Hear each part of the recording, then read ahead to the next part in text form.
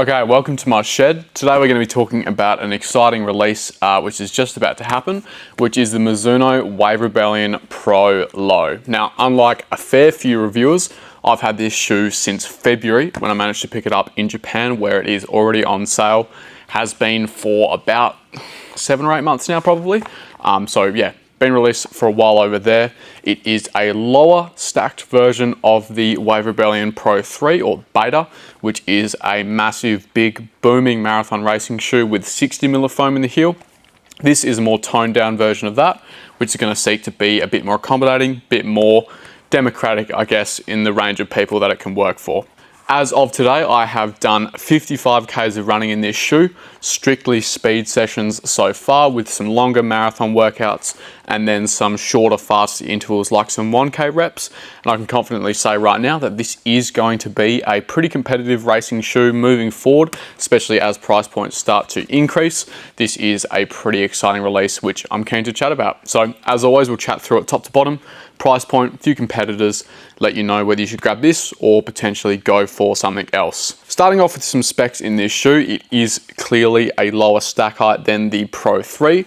We have a supposed 39.5mm of foam in the heel with a 4.5mm drop down to 35.5 in the forefoot.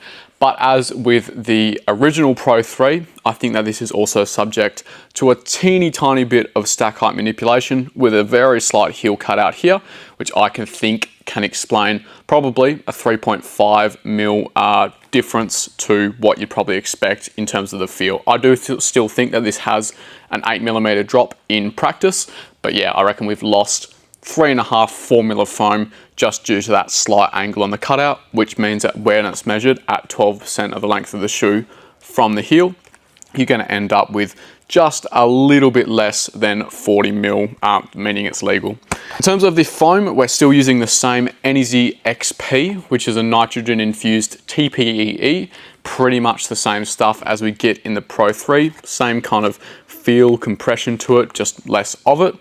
We have a smooth speed assist geometry here, which is reinforced by a carbon infused nylon plate, which is full length and very, very stiff. The weight for my men's size 10.5 is coming in at 226 grams, which right now is probably a little bit above average, sitting in and around that kind of range of 215 to 225.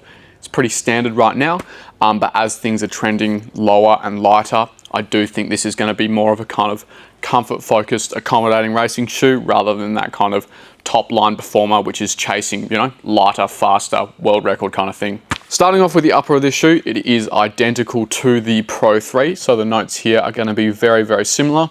Light, breathable mesh with some overlays in the midfoot area to give it a bit of structure. The lacing setup is identical. The laces don't seem to be high quality, but they do lace up and stay put, which I really appreciate. I think the lacing system works well too. You get a pretty secure lockdown through that midfoot area. Heel counter, as with the original Pro 3, I have had a little bit of issues with in terms of blistering. I do wish that they'd rounded off this seam which runs around the ankle collar. I didn't have to cut it out like I did in the Pro 3 or the Pro Beta. I took the scissors and did a little snip down into that fabric to kind of remove that seam which was rubbing on my ankle. Here, with the first run, I did get blistered, but it has seemed to soften out and doesn't seem to be an issue anymore. I do think that this is going to be better for blisters than the Pro 3 because there is less foam. I think your foot is not going to sink in as much and get that kind of up and down friction on the heel counter compared to the Pro 3, which has, you know, so much foam, so much compression, which makes the upper fit a little bit tricky to get right. In terms of the sizing, I would go true to size in terms of length. So 10.5 here matches up with Nike and Asics and Saucony, most other Western brands out there. The width, I would say, is pretty standard for a super shoe.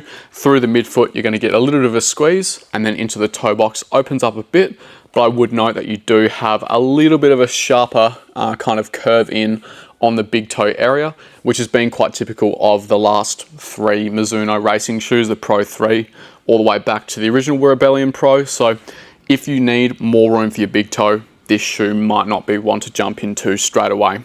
Overall for me, there's nothing really to write home about here. It's done well, it's breathable, it locks down nicely, and as long as you can sort out that heel counter, I think it is reasonably comfortable. No real notes here, pretty much the same as the Pro 3.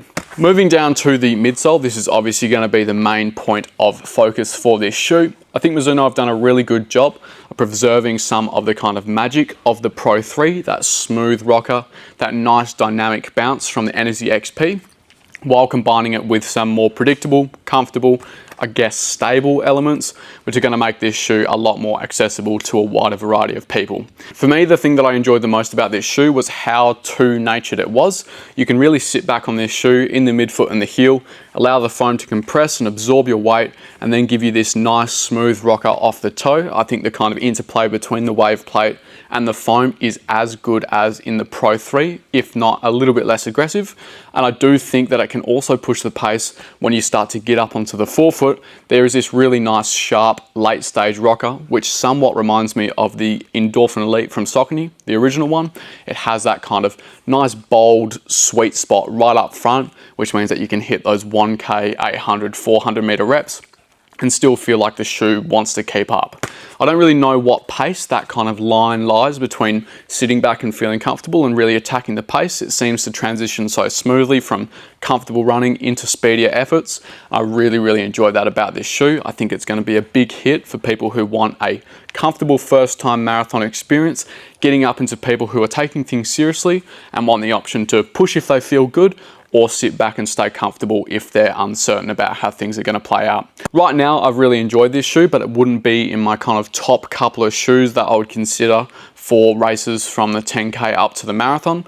There are other shoes out there which I think are more exciting, a little bit more punchy, definitely more aggressive, including the Wave Rebellion Pro 3 from Mizuno themselves. But as a comfortable, stable, reliable racing shoe, I think this is going to be one of the better ones out there, which a lot of people are going to be able to turn to, knowing that it's going to have their back in the late stages of the race. A quick mention to the stability of this shoe. I think it is greatly improved. Obviously the lower stack means less compression, less ability to tip side to side. The midsole base relative to the height is obviously wider now as well as having a good deal of flat surface area on the ground. So you get a fair bit of grip and you're not kind of relying on that compression being focused on one small spot. It's kind of distributed out a bit like the Superblast 2, if that makes sense. If you have a wider base underfoot, the foam compression isn't going to be as deep and focused on one spot, which can lead to tipping side to side, evenly distributed out, and I think that works quite nicely in this package. The foam as well, I think, is contributing to that stability also. The XP foam is soft and fun, but it's not gooey. It's not like an Endorphin Elite 2, which can overcompress and roll you side to side. I think it does still hold onto its structure, especially at pace, which means that once you get rolling, combined with that nice, smooth, rockering sensation, it's going to bring you through the shoe pretty quickly. Not going to leave a lot of room to really fall off the shoe in any kind of drastic way. The way that I see it right now, this shoe is going to be one of the best entry-level racing shoe options on the market right now, which still delivers on performance despite having a slightly more agreeable, approachable, democratic feel to this midsole. It's not going to isolate anyone, but at the same time, it's not going to be lacking in performance like some other racing shoes out there, like an SC Elite V4, like perhaps an Endorphin Pro 4, just kind of lagging behind the rest of the market a little bit more. I think this is a step up on those shoes, but not quite to the level of like an Alphafly, Wave Rebellion Pro 3, or some of those other top tier racing shoes. And I think that's not a bad thing. I think it's good to have options like that on the market. I think this is going to be very popular. I'm really pleased with how they've modified this shoe to make it good for, a wider audience. Moving down to the outsole, we've got this G9 nub rubber outsole, full coverage. It's fantastic, grippy on wet and dry. Has a good deal of bite to it if you want to take it on some off-road surfaces. Durability has been fantastic. I've been using G9 outsoles on, a fair few of the Mizuno models. Haven't managed to wear through it yet, so one of the best out there. Maybe not quite as sticky as the Adidas or Puma, but it definitely has more bite in terms of the texture of the rubber, which is a big win in my books. Coming around to the price point here in Australia, this is going to be coming out for $340, which I think is a really good move from Mizuno, especially when most racing shoes are pushing up towards $370, $380 on average. It's really refreshing to see a brand come in at $340 for a brand new shoe line and not overpromise on what the shoe is going to deliver. This is a modern racing shoe. I think it does stay relevant with the rest of the pack, but it's definitely not going to blow you away like the Pro 3 or some of those other high-end high-end racing shoes.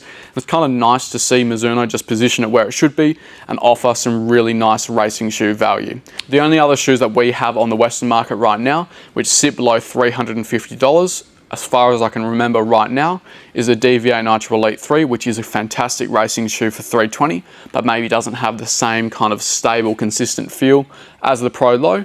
And then also the Endorphin Pro 4 from Saucony, which is also quite stable, quite consistent with a really nice wide midsole base, but I don't think that it has the same kind of dynamic, exciting feel as the Energy XP from the Pro Low. So the way that I see it right now, this is going to be one of the most competitive, fun, engaging, but also stable and accommodating racing shoes coming in for $340, which I think, yeah, is a really good move from Mizuno. A couple of quick comparisons to round this one out. First off, we'll chat about the Pro 3, also from Mizuno, which is more radical in its rebound. It's definitely more unstable, more compressive, more of that kind of big, booming, full-scale marathon racing shoe, whereas the Pro Low is definitely a little bit more mellow, a little bit more tame, but still has a good level of aggression if you really want to attack the pace. I think the main difference, the way that I felt it, is that the sweet spot in the Pro 3 definitely felt like it was sitting just ahead of the heel, kind of in the back of the midfoot.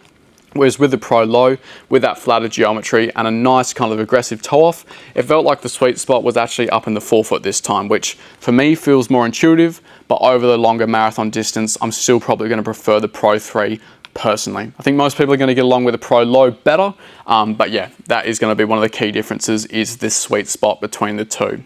The DVA Nitro Elite 3 is a smidge lighter than the Pro Low, and I would say a little bit more aggressive, maybe a little bit faster in terms of being smidge lighter, and also just a little bit more stripped down, a little bit less wide through the heel, so it feels like your compression is a bit more focused. You get a bit of a deeper compression and a quicker rebound from the aliphatic TPU, but I think the Energy XP does hold onto its structure a little bit better, which is going to mean that it's more stable, more consistent, which I think is going to appeal to a fair few people as well. If I was going for a PB race from the 10K up to the marathon, I'd probably choose the DVA Nitro Elite 3 for the 10K and half marathon, but when it gets up to the marathon distance, I would have to have a good think about which one I wanted to use, because I think that the structure and protection that this shoe offers is quite impressive compared to the DVA. The Endorphin Pro 4 was the other one that I mentioned. I think that they're both quite similar in terms of the kind of wider, more stable base, although the Endorphin Pro 4 is even more straight lasted and even more stable in my opinion, with a bit of a firmer, more resilient, less energetic foam, to be fair. The Power Run PB does a good job of kind of dampening the impact, giving you a nice bit of spring back, but I think the Energy XP from Mizuno is a bit more of a modern racing foam, which has a bit more of a kind of, yeah, fun, engaging, dynamic rebound to it. I think the Endorphin Pro 4 might be a touch more stable with the wider base and with a little bit less compression from the foam, but I think for most people chasing that more consistent racing shoe, the Pro Low will be a little bit more fun, a little bit more dynamic, and will offer a bit more when you want to step on the gas and pick up the pace. The fit on the Endorphin Pro 4 is a little bit sloppy as well with the kind of knitted tongue, so I think if you want a stronger lockdown, the Wave Rebellion Pro Low might also have that covered for you as well. That's all of the comparisons I can think of in this moment right now. If you want me to chat about other shoes, drop a comment and I'll get around to it if I can. But yeah, right now I think the Pro Low is looking pretty good in this current marketplace, with some nice tech, with a good price point, with a more accommodating feel. I'm really happy with how this has come through for Mizuno. I think they're developing a really nice, complete running shoe lineup, and this is another piece in the puzzle to get them, yeah, close to the top in my books.